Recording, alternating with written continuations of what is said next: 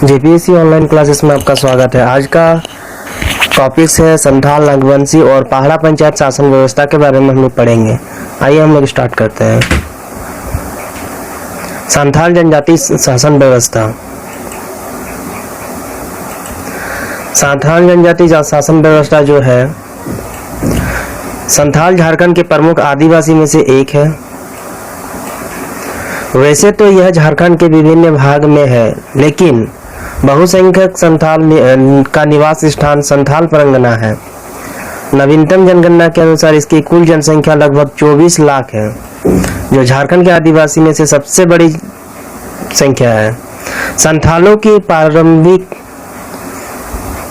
शासन व्यवस्था काफी प्रचलित है। अपने सामाजिक जीवन को सुरक्षित तथा संगठित रूप से चलाने के लिए प्रत्येक गांव में प्रकाशीय एवं धार्मिक प्रधान होते हैं, जो कि इस प्रकार है: माझी, प्राणिक, गौड़ेत, जोग माझी, जोग प्राणिक, भगदो प्रजा, लासेर टेंगोई, नाइके, देश माझी या मोड़े माझी, परगनेत, सुसारिया, चौकीदार और दिसोम परगना। माझी क्या होता है? तो माझी को हम लोग प्रधान भी बोलते हैं। माझी गांव का प्रधान होता है। यह गांव के आंतरिक एवं बाहर दोनों प्रकार की शासन व्यवस्था है तो गांव का प्रतिनिधित्व करता है। माझी गांव का प्रशासनिक एवं न्यायिक मुख्य होता है तथा उससे लगान लेने का अधिकार है। प्राणिक क्या होता है? तो प्राणिक भी एक गांव का प्रमुख सदस्य है। उन्हें उप माझी का दर्जा प्राप्त है। माझी की अनुपस्थिति में प्राणिक ही माझी का काम देखता है। प्राणिक किसी अपराध के मामले में दंड निश्चित करता है।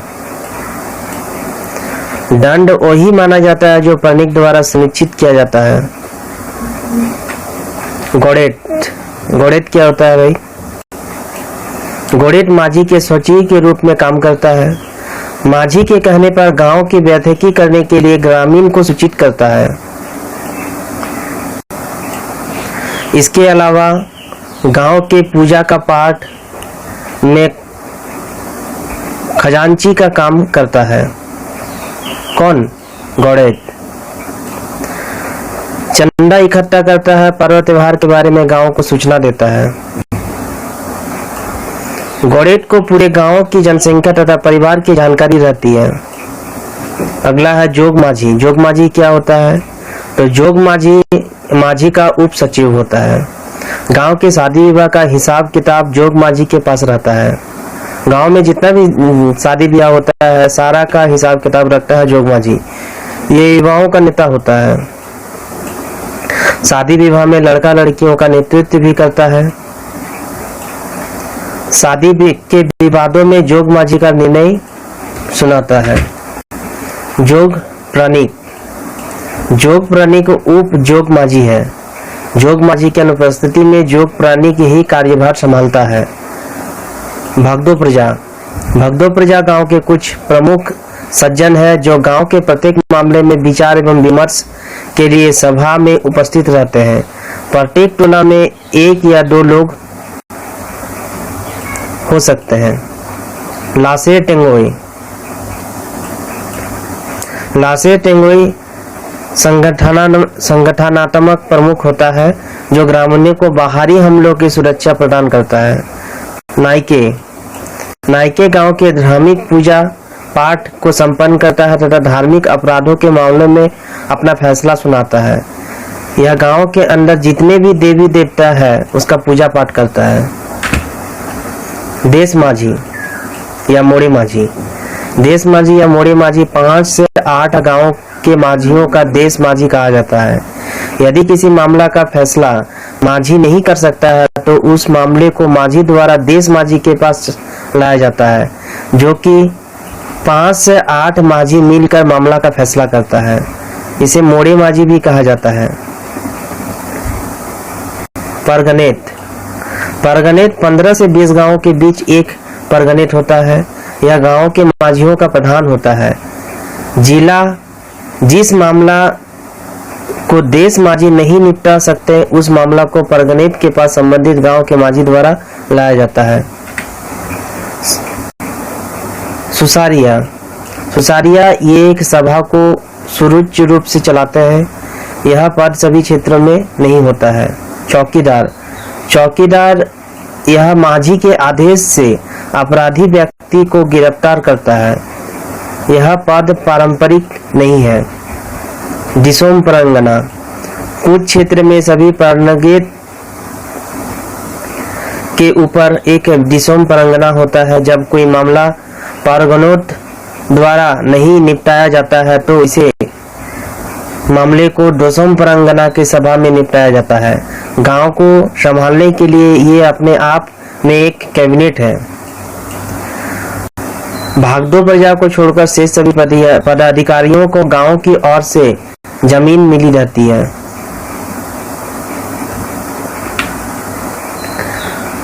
अगला हम लोग का है नागवंशी शासन व्यवस्था। आइए हम लोग नागवंशी शासन व्यवस्था के बारे में पढ़ते हैं। नागवंशी शासन व्यवस्था छोटा नागपुर के नागवंशी राजाओं की शासन व्यवस्था को नागवंशी शासन व्यवस्था कहा जाता है। प्रथम शताब्दी में 64 ईस्वी में मुंडाओं का राज्य व्यवस्था नागवंशियों को हस्तांतरित हुई है। नागवंशियों के प्रथम राजा फनी मुकुट राय ने जब पहाड़ा व्यवस्था को समाप्त नहीं किया, नहीं कोई परिवर्तन किया, बल्कि ऐसे विस्तार देने का ही प्रयास किया। फनी मुकुट राय ने नागवंशी राजा की स्थापना की थी। फनी मुकुट राय पहला नागवंशी राजा थे। फनी मुकुट राय के राज्य में 66 परगने थे। नागवंशी राजा फनी मुकुट राय को नागवंश का आदि पुरुष माना जाता है। श्वेतांबे को नागवंशी राजा फनी मुकुट राय ने अपनी राजधानी बनाई। रांची स्थित जगन्नाथ मंदिर का निर्माण नागवंशी शासक एनी शाह 1961 ईस्वी में बनवाया था। नागवंशी के समय में भी पहले के जैसा कर व्यवस्था, भू व्यवस्था, शासन व्यवस्था मुंडाओं की तरह चलते रहे। इस व्यवस्था में पहली शताब्दी से लेकर 16वीं शताब्दी तक कोई परिवर्तन नहीं हुआ। लेकिन इस परगना में पहला प्रभावी हस्तक्षेप मुगलों के आक्रमण काल के अर्थात 1585 ईस्वी में शुरू हुआ। मुगल सेना यहाँ राजाओं के नजराना लेने लगी और बाद में धीरे धीरे एक नियमित रूप से धारण कर लिया, जिसे मालगुजारी कहा जाता है।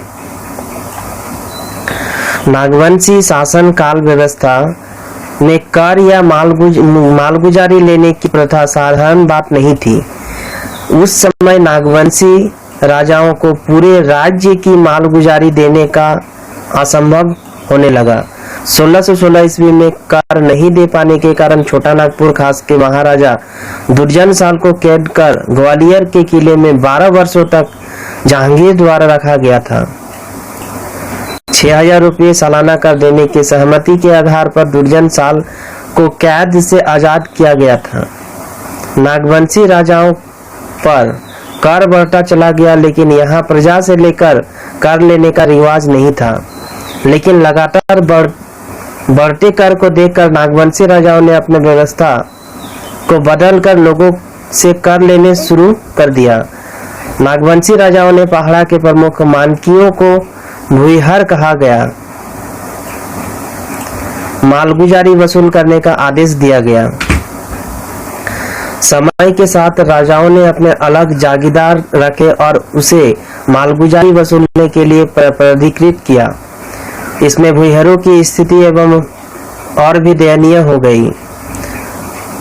जागीरदार कर वसूलता था, किंतु कर नियमित रूप से नहीं दिया जाता था। यहाँ तभी दिया जाता था जब कोई मुगल बादशाह मांग करता था।